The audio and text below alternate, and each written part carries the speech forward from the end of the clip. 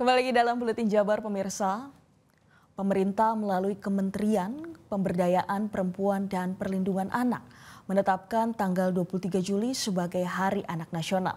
Anak sebagai penerus cita-cita perjuangan bangsa perlu mendapatkan kesempatan yang luas untuk tumbuh dan berkembang dengan baik secara rohani dan jasmani maupun sosial.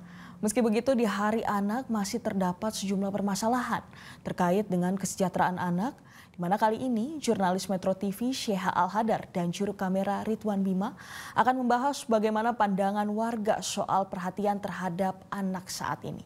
Berikut liputannya.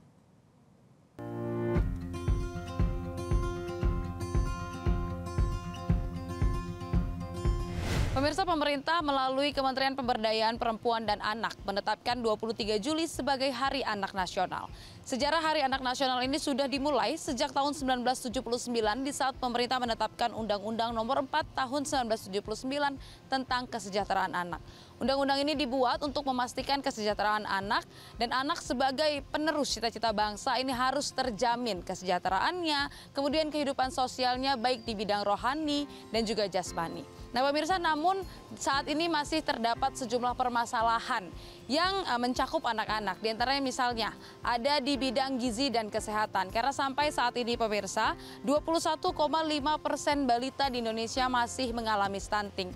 Kemudian target tahun 2024 untuk menurunkan angka stunting di bawah 14% ini masih belum tercapai. Selain dari stunting juga ada permasalahan gizi buruk dan juga obesitas, di mana 7 juta balita ini mengalami gizi buruk dan 1 dari 3 anak ini mengalami obesitas dan juga kekurangan gizi. Nah, selain dari kesehatan dan juga gizi, ada juga masalah pendidikan dan juga putus sekolah. Karena kalau kita melihat datanya, putus sekolah pasca pandemi, ini 3,9 juta anak usia sekolah belum juga kembali belajar. Selain itu juga anak perempuan di daerah 3T, ini merupakan yang paling rentang ketimpangan akses digital. Karena 1 dari 4 anak tidak memiliki akses internet untuk belajar daring. Selain dari itu juga ada permasalahan perlindungan anak. Sampai saat ini kekerasan terhadap anak ini masih angkanya lebih dari 12.000 kasus kekerasan terhadap anak dilaporkan ke KPAI pada tahun 2023. Dan kemudian mayoritas ini terjadi di lingkungan keluarga dan juga sekolah. Nah, selain itu pernikahan anak ini masih 1 dari 9 anak perempuan menikah di bawah usia 18 tahun. Angka tertingginya ada di wilayah NTB, Sulbar dan juga Sultra. Nah, yang terakhir ada juga permasalahan kesejahteraan dan juga kemiskinan anak. Pemirsa, saat ini ada 12,3 juta anak yang hidup di bawah garis kemiskinan. Kemudian juga ini tertingginya ada di daerah Papua, di daerah NTT dan juga Sulawesi Barat. Lantas bagaimana pemirsa pendapat para orang tua tentang kesejahteraan anak pada saat ini? Apakah anak ini sudah cukup diperhatikan oleh pemerintah? Kita dengarkan tanggapannya berikut ini.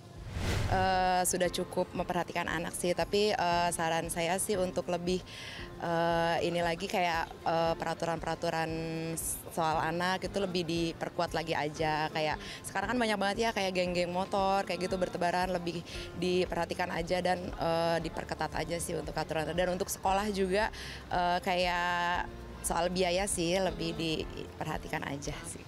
Harapannya dong Mbak, ke depannya gimana?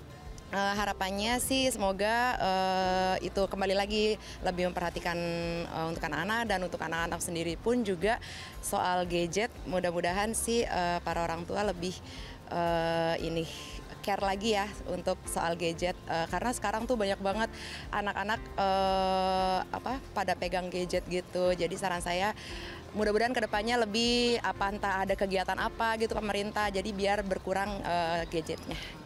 Kalau menurut aku sih kayaknya untuk masalah sekolah ya, kayak mau masuk SMP itu kemarin kayaknya agak rada dipersulit yang untuk usia, terus yang kemarin lagi rada ribet untuk zona-zona yang kayak gitu tuh yang aku masih yang harus lebih ditingkatin lagi. Terus katanya nanti untuk tahun depan lagi berubah lagi gitu. Jadi kalau ini sih kayaknya harus tetap aja deh pada pendirian pemerintah, jangan ganti-ganti.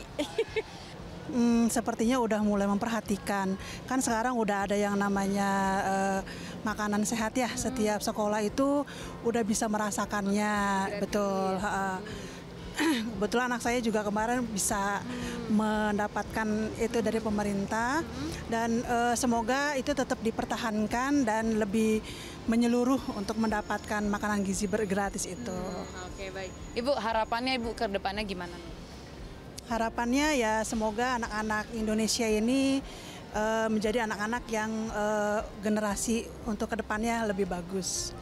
Kalau menurut saya sih ya belum seutuhnya sepenuhnya udah ya, cuman istilahnya masih proses berjalan ya untuk kedepannya supaya pemerintah lebih meningkatkan aja kayak makanan, gizi, serta istilahnya pendidikan yang layak. Segitu. Bapak harapannya nanti ke depan gimana? Harapannya sih istilahnya untuk Indonesia maju ya, anak-anak supaya bisa dipermudah lah dalam hal untuk masuk sekolah, istilahnya jangan ada pungli-pungli lah di sekolah gitu.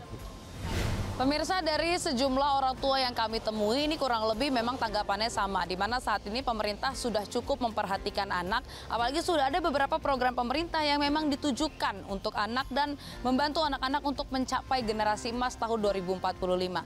Namun memang masih ada beberapa hal yang perlu diperhatikan, misalnya seperti pendidikan di daerah-daerah terpencil, kemudian juga masih ada kasus-kasus seperti tawuran maupun juga kekerasan terhadap anak.